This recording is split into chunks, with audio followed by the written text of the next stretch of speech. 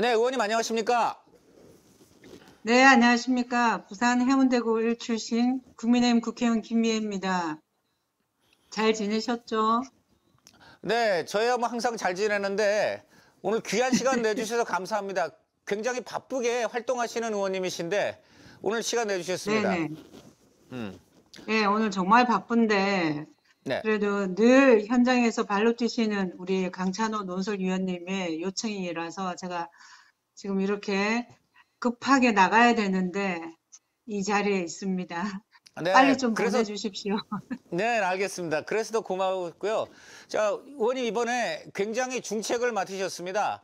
그 약자와의 동행 부위원장이신데 그 위원장은 네. 윤석열 후보지만 뭐 이제 그분은 뭐 전체적인 후보 활동을 하시니까 약자와의 동행 영역은 아마 이제 의원님이 정말 실무 총책이신 것 같습니다. 네, 일단 그 네네. 맡으시게 된 배경과 포부를 좀 말씀해 주십시오. 네, 맡게 된 배경은 우리가 21대 국회 개원하면서 김종인 전 비대위원장께서 어, 당시나 지금이나 똑같이 양극화는 심화되고 약자는 더 늘어났다. 시대적 화두가 약자의 동행이다.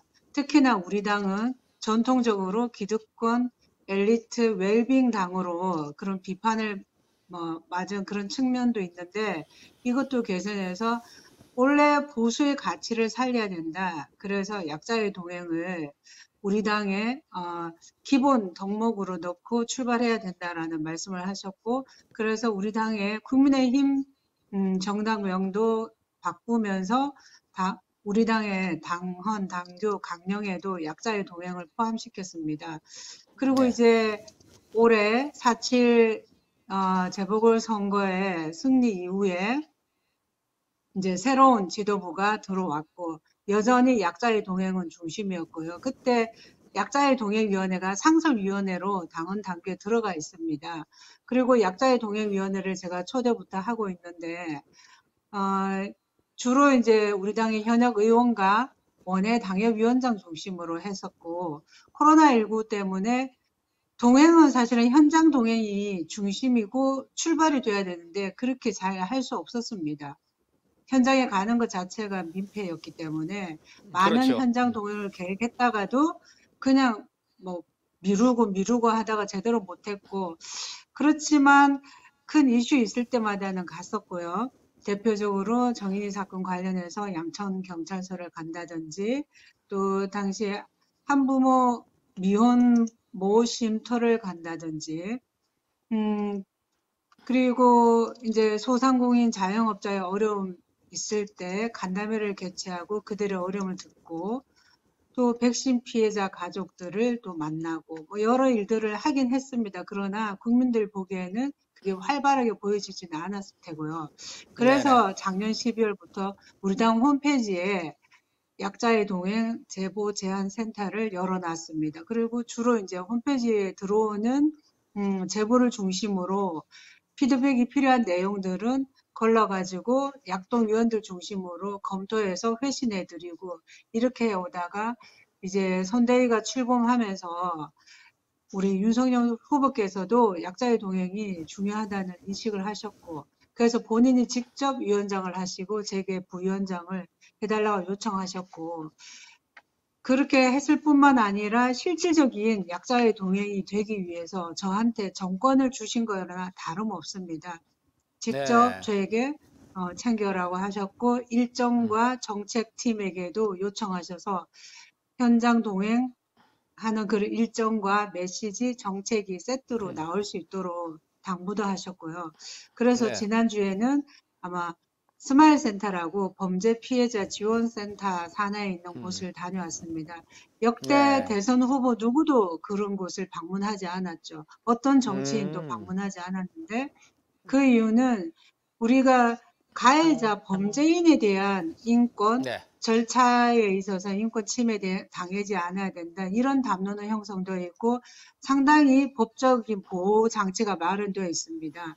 그런데 피해자에 대해서는 다소 경시되는 면이 많았죠. 지금도 그렇죠. 마찬가지입니다. 네네. 피해자를 위해서 경찰과 검사가 존재하긴 하지만 피해자 입장에서는 사실은 쉽게 다가가서 어려움을 호소하기 힘든 측면이 있죠. 그래서 앞으로도 피해자 보호에 방점이 있고 또 피해자 중심주의에 입각해서 피해자 보호 지원을 제대로 하겠다는 공약도 발표하셨는데요. 그리고 오늘도 오후에 한부모 단체 협의회를 방문도 하고 거기 가서 다양한 형태의 한부모를 만납니다. 미혼모도 계시고 미혼부도 오늘이요. 계시고 네. 이혼으로 인한 뭐 여러분들을 만나서 직접 그분들의 어려움을 듣고 그분들이 원하는 바가 무엇인지 가슴으로 느끼고 또 이것이 정책으로 그대로 나타나서 연결되어서 실질적으로 국민들이 양적인 복지가 아니라 질적인 복지 국가가 되기를 바랄 텐데 우리 윤 후보께서도 아마 그런 방향으로 계속 정책을 내실 겁니다. 오늘도 기대하고 네. 있고요. 이게 그다음에 또 오늘 하나 네, 소개드리자면 약자의 동행위원회 위원 구성이 상당히 네. 차별화되어 있습니다. 네네. 지금도 우리 선대위 구성에 좀 비판받는 게 전부 엘리트 중심 아니냐 이런 비판들이 그렇죠. 있던데 우리 약자의 동행은 전혀 그렇지 않습니다. 어떤 지금 분들입니까? 현역 국회의원들도 그동안에 계속 약자의 동행을 해오신 분들이고 장애인 네. 당사자들 계시고요. 그 다음에 북한 이탈 주민, 네. 국가유공자도 계시고 이렇고 네. 또 외부의 위원들 역시도 삶을 통해서 약자의 동행을 실천해 오신 분, 현장 네. 활동가 중심입니다. 그래서 아마 성함들이 생소하신 분들이 많으실 텐데 시설 네. 퇴소인의 자립을 돕는 구학권익연대의 조윤환 대표도 계시고 또 네. 학교 밖 청소년들, 위기 청소년 지원을 하시는 임규복 대표님, 그 다음에 탈북 아동 청소년을 돕는 금강학교의 주명하 교장 선생님, 그 다음에 지금 배관 기능 명장으로 네. 월에서 금까지는 생업에 종사하시고 토 일요일에는 휴가 때는 늘 저소득층 소외된 우리 시민들에 가서 실질적으로 도움을 주시는 분이 계시는데 본인이 작년에도 아산 봉사상으로 3천만 원을 받으셨는데 이 돈으로 직접 보일러를 교체해드리고 또 싱크대를 교체해드리는 이런 일들을 하십니다. 주말마다 일을 하시는 박진관 명장님도 계시고 또 한부모를 돕는 한부모이자 한부모를 돕는 일을 하시는 박리연 대표나 또 싱글 데드로 유명하신 김지환, 세상에서 제일 좋은 아빠의 품 대표 이런 분들이 계십니다. 그러니까 많은 대단하네요. 분들이 선대위에 이름 올리기를 원하시죠. 그러나 네. 우리는 그렇게 못합니다. 실질적으로 현장에서 약자의 동행을 해오신 분들만 우리랑 이 위원으로 활동하실 수 있고요. 그래서 제가 이것이 아마 우리 중앙선대위 구성에 있어서도 가장 차별화된 위원회가 아닌가 싶습니다. 그 많은 분들이 지금 올리고 싶어 한다는 분들은 의원들 같은 분들입니까? 어떤 분들이 올리고 싶어 했는데 그렇게 못하고. 의원님들은 기존에 우리 당의 약자의 동행 위원으로 약 원내원에 50여 분이 계세요. 이분들도 늘 해오던 분이신데 그러나 이분들은 각자 또 다른 일들을 하고 계시고 그렇죠.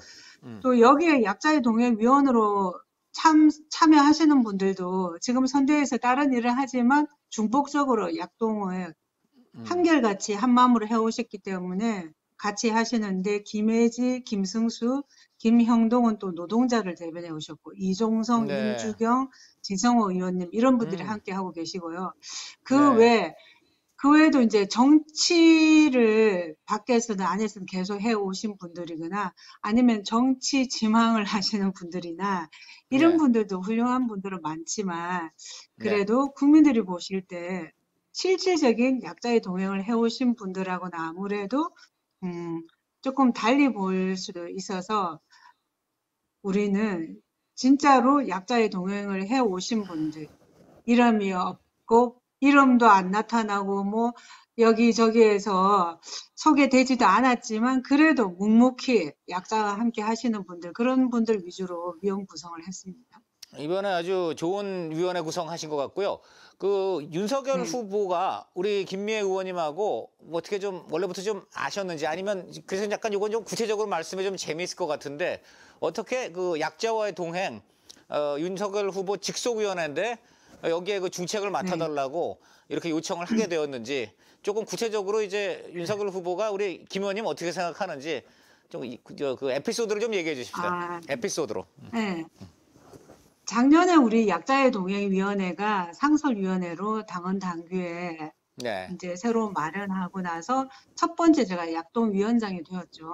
그리고 네네. 제 삶이 17세 때부터 공장 노동자로 그렇죠. 20살, 20대 때는 식당을 운영하기도 했고 잡화점 음. 점원도 했고 그러다가 네. 29에 야간 법대에 가서 네. 대학 4학년 때 사법시험을 합격하고 부산에서 15년 동안 변호사를 하면서 음. 지금 말씀드린 이분들과 제가 거의 함께 활동을 했죠.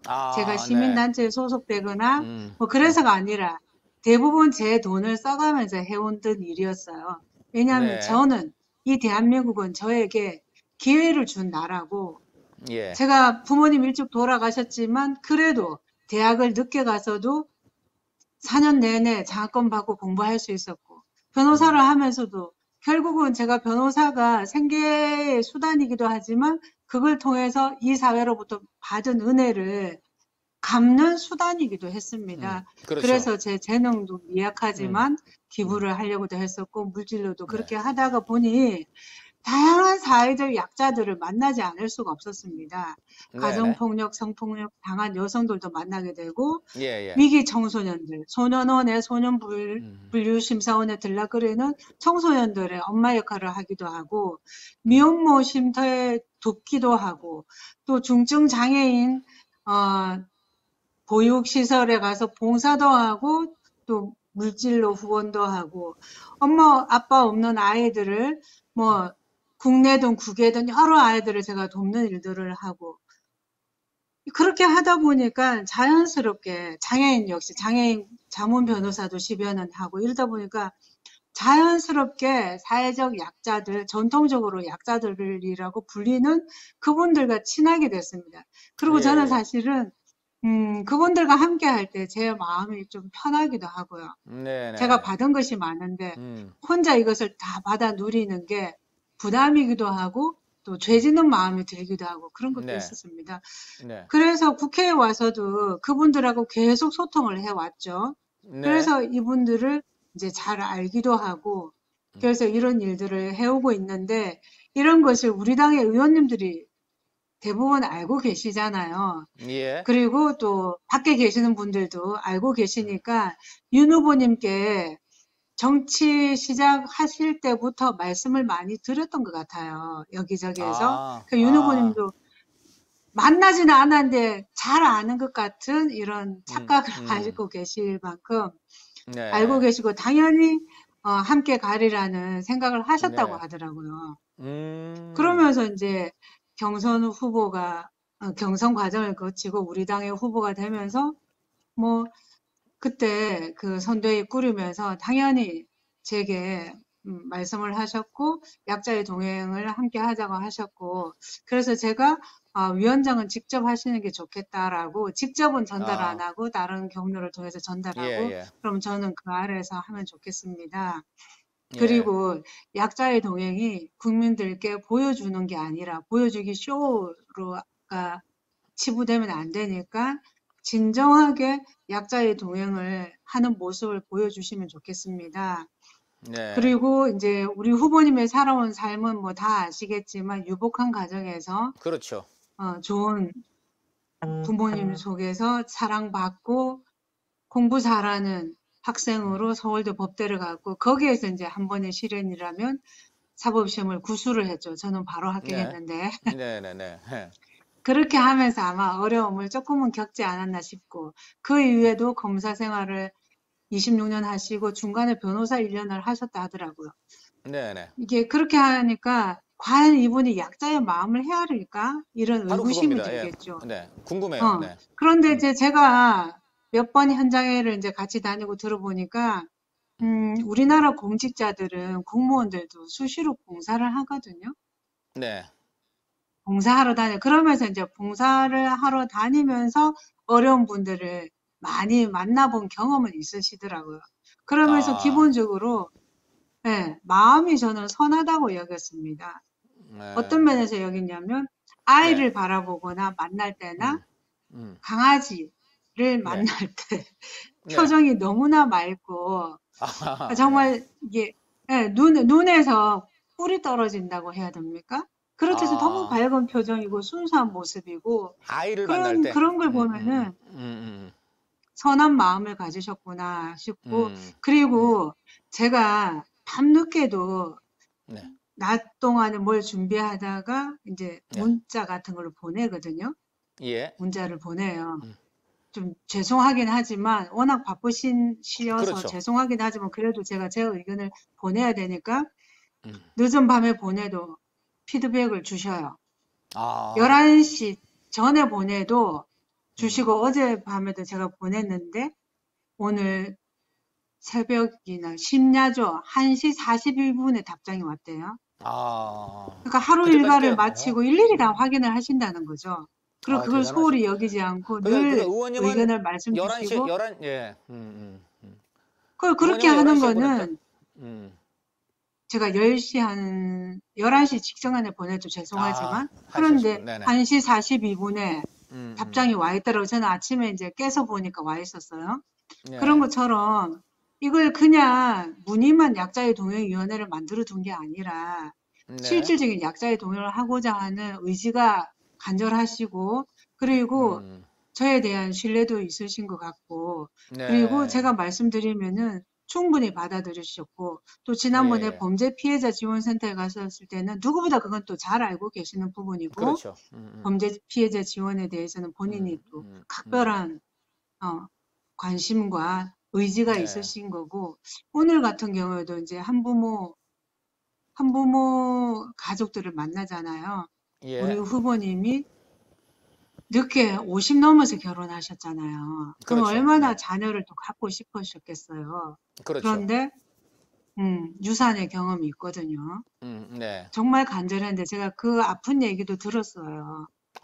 우리 지금 그래서 사모님께서 유산을 한번 아이들에 하셨구나. 대해서도 각별한 마음이 계세요. 그렇겠죠. 네. 본인이 간절히 원하기도 했고 그래서 더 그런 각별한 마음이 있고 또 어려운 여건에서도 아이를 돌보는 우리 국민들에 대해서 감사하는 마음도 각별하시고 그래서 실질적인 지원을 위해서 어떤 것을 해야 되는지 국가적 차원에서 어떻게 해야 되는지 이런 고민이 많으세요.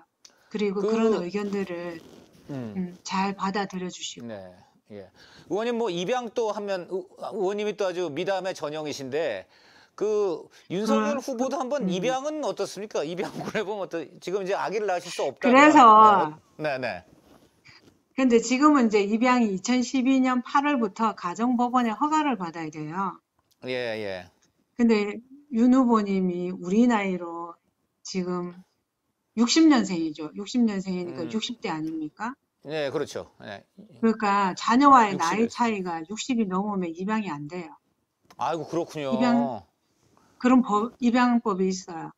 그거는 아이 복리거든요. 입양의 기본 원칙은 첫 번째가 아동 복리 최우선이고 그 다음에 보충성이 원칙이에요. 그러니까 아동 복리를 위해서는 그래도 부모님이 연세가 너무 드시면 아이를 그러니까 깐난쟁이는 입양을 하시기 어렵겠고 그러면 연장아 입양은 가능하겠죠. 예. 한번 권해보시면 어떠요? 그 연장아는 몇 살? 권유 한번 해보시면 어때요? 그러니까 60세 차이 나면 안 되니까 이제 그 나이를 생각해서 아마 입양을 하더라도 하셔야 될 것 같고 제가 한번 건의는 해보겠습니다. 저도 그러면 너무 좋겠다는 생각이 들기도 했었어요.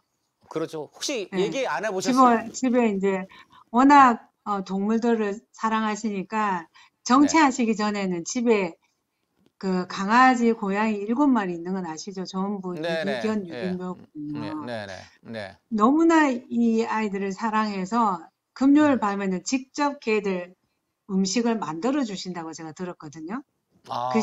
또 음식 만드는 걸 즐겨 하시고 그렇게 동물들도 사랑하시는 분이기 때문에 아이도 정말 사랑으로 잘 돌보실 것 같은데 아마 너무 바쁘셔서 아이를 돌보기에는 하실 일이 너무 많아서 그게 좀 힘들지 않을까 싶어요. 저도 지금 제 아이가 막둥이가 초등학교 4학년인데 너무 미안하거든요. 엄마의 손길이 정말 필요한 시기인데 제가 많은 시간을 아예 함께 못해서 미안하죠. 그래서 아마 그런 부분 때문에 쉽지는 않기도 하겠다는 생각도 듭니다. 혹시 윤 후보께서 입양에 관심을 갖고 있거나 대화해 보신 적은 없습니까? 어, 입양에 관심이 없는 건 아닌데 직접 제가 입양을 해보세요 이렇게는 안 해봤어요. 그렇게 되겠죠. 예. 한번 근데 건의할 네네. 생각이시라니까 한번 저도 기대가 왜 되고. 그게 관심이 많은 걸 제가 아냐면요. 네네. 지난주에 제가 베이비박스 아동에 대해서 말씀을 드린 네. 적이 있거든요. 예. 거기에 대해서 정말 깊은 관심을 가져주시고 지금 우리가 어. 저출생 국가잖아요. 네. 대한민국에 태어난 아이 한 명도 소중하고 이 아이들이 우리 국가가 안전하고 건강하게 잘 돌봐야 된다는 이런 마음을 가지고 계시고 예. 의지도 각별한 걸 제가 알고 있죠. 베이비박스 얘기하니까 음, 굉장히 안타까워하신 모양입니다. 많이 안타까워 하시죠. 음. 그런데 지금 이게 11년, 12년이 되어 가는데 이게 네. 위법 상태거든요, 법적으로는. 그러나 예. 저는 늘 말씀드리는 게 이 위법 상태지만 이곳이 있어서 살려진 생명이 1000명이 넘거든요. 네네. 그리고 거기를 통해서 한 30% 아기들은 생모가 키우게도 됐어요. 아, 상담을 통해서 또 네네. 돕겠다는 바로 베이비박스 아기가 오면은 벨이 울려가지고 거기 상담 선생님이 나가서 가급적이면 거기에 이제 엄마를 만나려고 하거든요. 그러니까 만남이 예. 성사되면은 아이를 직접 키울 수 있도록 도움 음. 드리고 또 여러 가지 도움을 드려요. 처음에는 신생할 때는 베이비박스에서 같이 키워주기도 하시고 그래서 한 네. 30% 정도는 직접 돌보게 되기도 하고 나머지 예. 아이들은 입양을 가기도 하고 또 시설에서도 결국은 그 아이들이 살아난 거죠. 예. 그래서 거기에 저는 베이비박스에 버린다는 표현을 안 해요. 맡겨진다라고 하거든요. 저는 그렇게 네네네네. 받아들입니다. 알겠습니다. 지금 그렇게 약자와의 동행, 소중한 생명을 네. 10달 동안 배에 품었다가 도저히 본인이 키울 형편이 안 되니까 예. 정말 눈물을 머금고 간절한 편지를 써서 베이비박스에 아기를 맡기거든요. 예. 그래서 그 아기가 다른 부모를 만나더라도 사랑으로 잘 크기를 바라는 마음이에요. 그래서 저는 그 마음도 존중해야 된다고 생각을 합니다. 그래서 제가 예. 보호출산법이라고 익명 출산 내지 비밀 출산이라고 해서 임신 갈등을 겪는 여성의 건강권, 자기결정권도 보호하고 태아의 생명권도 보호하는 이런 법을 제가 예. 발의를 해놨는데 그렇죠. 지금 네. 잠자고 있고 이제 예. 보건복지부는 출생통보제를 같이 발의를 해서 같이 심사하자고 해서 저는 좋습니다. 우리가 이렇게 위법 상태를 비난 내지 비판만 할 게 아니라 합법화 시켜야 되고 그리고 이 생명을 보호해야 됩니다. 그러기 위해서는 국가나 지자체가 그 역할을 해야 된다라는 게 네. 제 소신이기 때문에 그렇게 해서 이 생명들이 더 잘 지켜지기를 바라고 있고 우리 당에서도 후보님도 아마 저는 제 마음과 다르지 않을 거라고 여깁니다. 예. 네. 마지막 질문 하나 드리겠습니다. 얼마 전에 설문조사를 보니까 지금 기득권 정당이 어디냐 그랬더니 민주당이 뭐 31%, 그리고 30%대 후반, 아마 37%인가요? 여전히 국민의힘이라고 답했습니다. 지난 5년 동안 국민의힘은 야당이고 민주당이 여당으로서 저쪽이 보니까 완전 저쪽이 진보를 사칭한 기득권 집단이다. 이런 그 면모를 여실히 보여줬음에도 여전히 기득권 정당 하면은 국민의힘이 더 앞서고 있는데 이걸 어떻게 보시며 정말 약자의 동행으로 해결할 수 있을까요? 네. 제가 가장 걱정스럽고 힘들었던 지점도 그거였습니다. 작년 네. 4.15 총선이 끝나고 제가 국회에 왔을 때 우리 당의 비호감도가 70%였습니다. 저는 예. 충격이었습니다. 어떻게 사람을 70%나 우리 당의 비호감을 가질 수 있을까? 네. 거기에 대해, 그걸 제대로 민낯을 들여다봐야 되고, 우리는 이걸 호감도로 돌리는 일들을 해야 됩니다. 해서 그래서 약자의 동행이 출범된 거라고 저는 생각을 하고요. 그리고 네. 끊임없이 약자의 동행하기 위해서 몸부림을 쳤는데 아직도 그렇다면 우리가 더 바뀌어야 된다는 거죠. 더 그렇죠. 낮은 예. 자세로 네. 진짜 약자들을 위한 삶을 살아야죠. 그리고 그렇죠. 국민들이 볼 때는 사람이 바뀌지 않으면 우리 당이 기득권 웰빙 정당이라는 그 인식을 거두기는 어려울 것 같습니다.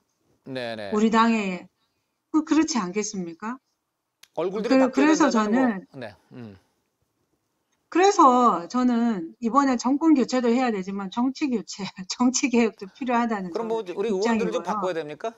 국민의힘 의원 구성을 바꿔야 됩니까? 어떻게 봐야 됩니까? 글쎄요. 그럼 제가 뭐 일일이 그 말씀드리기는 어려운데 네. 의원님들도 전부 약자의 동행을 저는 해야죠. 그거는 그렇죠. 국민들이 판단하실 거라고 봅니다. 네, 왜냐하면 알겠습니다. 예, 예. 국회에 와서 의정 활동하는 것도 마찬가지고 지역구 예. 국회의원은 지역에 돌아가서 하시는 활동들이 약자의 동행인 게 국민들이 피부로 느끼면 자연스럽게 우리 당은 기득권 웰빙 정당의 이미지를 벗어나지 않을까 싶습니다. 말로는 알겠습니다. 아무리 떠들어도 받아들이는 국민이 그렇게 느끼지 네. 않는다면 행동을 해야죠. 힘들겠죠. 예. 그 의원님 뭐, 점차 그래도 네. 바뀌려고 하니까 좋은 예. 시선으로 봐주시면 고맙겠습니다. 아유, 그럼요. 저희 정말 격려하고 그러나 제가 언론으로서 뭐 최대한 민주당이 응원하겠습니다. 결코 그렇다고 저는 보지도 않습니다. 네. 오히려 더 나쁜 거는 국민을 음. 속이는 거라고 여깁니다. 그렇죠. 네. 실질적인 약자의 동행이 안 하고 그렇죠. 그냥 그걸 이용하는 거는 국민을 두 번 죽이는 거거든요. 오히려 맞습니다. 국민들에게 희망을 주고 기회의 공정을 통해서 음. 계층 이동의 사다리를 밟고 올라갈 수 있도록 마련해 네, 주는 네. 게 저는 더 중요하다고 생각하고 그런 맞습니다. 측면에서는 예. 우리 국민의힘이 더 유능한 정당이다라고 봅니다. 알겠습니다. 그냥 말미에 갑자기 생각해서 하나만 여쭈는데 원래 저 의원님은 경선에서는 최재형 캠프에 좀 계셨지 않습니까? 최재형 후보를 네네. 지지하셨는데 근데 또 윤석열 후보가 그런데 중책을 선뜻 맡기셨습니다. 그 윤석열 후보가 네. 저쪽 어쨌든 경쟁 후보 진영에 있던 의원인데 선뜻 기용을 한 것은 어떤 뭐 의원 이유가 있을까요? 네. 네. 그런 데 대해서 전혀 어떤 거부감이 없으셨습니다. 단 한 번도 아, 누구도 뭐 저한테 그런 말씀을 하시는 분도 없으시고 네. 제가 최재형 전 감사원장을 지지한 이유는 그분의 살아온 삶의 궤적이었습니다. 네네네. 인간에 대한 깊은 사랑과 예의, 그다음에 실천. 쉽지 네. 않은 일이잖아요. 그렇죠. 저도 네. 아기를 키우는데 음. 알잖아요. 얼마나 쉽지 않은. 특히 최재형 전 원장님은 깐난둥이도 입양했지만 10살 아들을 입양했거든요. 그렇죠. 정말 네, 어려워요. 저도 제 조카를 초등학교 4학년 11살 때부터 키웠는데 네. 아이가 나빠서도 아니고 제가 이상해서도 아니고 이미 아이 자아가 형성되어 가는 과정에 있기 때문에 참 쉽지 않습니다. 네. 이제 신생아 때부터 돌보면은 아이 특성을 다 알잖아요. 그렇죠. 근데 그 연장아는 그걸 잘 모른 채 함께 살기 때문에 정말 갈등 요인이 많고 그걸 그렇죠. 전부 참아줘야 되거든요. 그래서 예, 저는 엄마가 아빠가 하는 일이 큰 울타리가 되어주는 것이고 아이에게 세상에 아무 의지할 곳 없는 아이에게 큰 비빌 언덕이 되어주는 거다라고 저는 깨달았습니다. 아이를 키우면서 그런 공감대가 있었기 때문에 저런 분이 좀 되면 좋겠다는 생각을 했고 또 대통령이라는 자리는 그것만으로는 또 안 되는 거잖아요. 그렇죠. 외교 안보, 경제, 다양한 이 국가적 과제를 바라보는 해안도 있어야 되고 또 인재를 적재적소에 사용해서 국민에게 국가에게 책임을 다하는 그런 막중한 역할이기 때문에 두루두루 저는 그런 역량이 있어야 된다라는 생각을 하죠. 네. 그런 말씀 점에서 감사합니다. 윤석열 후보님을 믿으셔도 네. 될 것 같습니다. 알겠습니다. 모르겠어요. 예. 지금까지 제가 본 바로는 그렇습니다. 알겠습니다. 오늘 귀 시간 너무 좋은 네. 말씀 감사드리고 뭐 마지막으로 짧게 시청자들한테 한마디 하고 싶은 말씀이 있으면 해주시고 마치겠습니다. 네. 네. 네, 반갑습니다, 여러분. 국민의힘 김미애 의원입니다. 참 많이 힘드시죠? 코로나19 장기화로 인해서 백신 피해자도 국가로부터 보호를 받지 못하고 소상공인 자영업자, 문화예술인, 공연기획하시는 분, 또 방과후 선생님, 곳곳에 많은 어려운 우리 국민들이 계십니다. 정치하는 사람으로서 국민의 삶을 제대로 돌보지 못한 것 같아서 죄송합니다. 그러나 우리가 정말 이 역사적인 순간에 서 있습니다. 지난 5년 동안 우리 삶은 피폐해졌습니다. 특히 젊은이들은 꿈을 잃어버렸습니다. 미래에 대한 예측 가능성이 없는 나라는 죽은 나라입니다. 이제 우리는 다시 미래에는 희망을 가질 수 있는 그런 나라를 복원해야 되지 않겠습니까? 이 어려운 시기를 아무쪼록 잘 이겨내시고 국민과 국가에 대한 책임을 다하고 진정한 봉사자의 마음을 갖고 계시는 분이 위선자가 아닌 진짜로 그런 마음을 갖고 계시는 분. 지금 다소 엉성할 수도 있겠지만 그러나 그런 것들은 충분히 저는 채워나가면 된다고 생각합니다. 그런 분을 우리의 대통령으로 만들어서 우리가 끊임없이 또 견제하고 비판하면서 성공한 정부를 만들어서 다시 미래로 나아가는 대한민국을 만들어야 될 때라고 여깁니다. 우리 윤석열 후보 약자의 동행위원회 위원장이십니다. 끝까지 우리 국민 여러분들과 함께 할 것입니다. 힘을 보태 주십시오. 함께 미래로 나아가는 대한민국을 만듭시다. 대한민국을 살립시다. 정말 고맙습니다. 건강하십시오. 네, 의원님 감사합니다. 네, 꼭 좀 원하시는 바 이루어지기를 개인적으로 기원드리겠습니다. 네, 오늘 좋은 말씀 네, 감사합니다. 감사합니다. 네. 네, 네. 감사합니다.